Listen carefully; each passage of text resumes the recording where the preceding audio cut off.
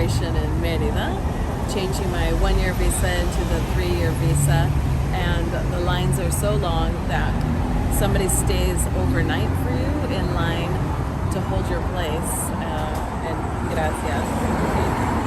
We got here at 9:30 p.m. last night to hold my place in line. Thank you so much. And now here we are in line. I'll give you an update as we progress.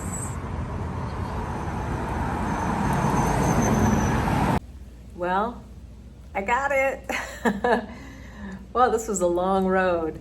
This is my 3-year temporary resident visa. And as you saw earlier in the video, I had to pay a young man to stand in line for me all night. There were a lot of students in that line, and they're doing this to make a little extra money. And my attorney paid him very well in comparison to what some of the other folks are getting paid. But anyhow, he stood in line for me from 9:30 p.m. until I got to the line at 7 a.m. to relieve him. And then my entire process from 7 a.m. took about 5 more hours to get the 3-year visa. It was an easy process, and I had an attorney help me bring it all together. It was about 13,000 pesos. 9,000 of that was the fee for this bad boy. And then some of that was the attorney fee for her assistance, and then 2,000 pesos, it was the equivalent of $100 US, was for the young man that stood in line.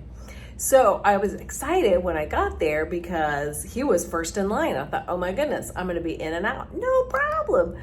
But what happens is, and this always changes, so just take this with a grain of salt, right? What happens is somebody from immigration comes out about a half an hour before they open up, and they ask everyone in line what they're there for. And then they group those into different categories. So while I was first in line, I was only first in line for my category. And then they brought in categories that were different than mine. So I was really more like, I don't know, I didn't get seen until about 11, which is fine. There were chairs outside, and you do like the musical chair thing as you advance through the line. And then when you go inside, you sign the guest book, time in, then you see another person there, and they just double check your documents, which is nice. You don't want to sit there all afternoon if you don't have the right documents. And then you go inside and you wait again to be called to your ventanilla, your little window, and she issued the card same day. Sometimes there are some places where they don't issue it same day, and you have to come back another day for the fingerprinting and the cards, but mine was issued same day. It was a painless process. It just took time and patience. There was a restroom there. I don't know if that's important to anybody, but it was to me, waiting for 5 hours.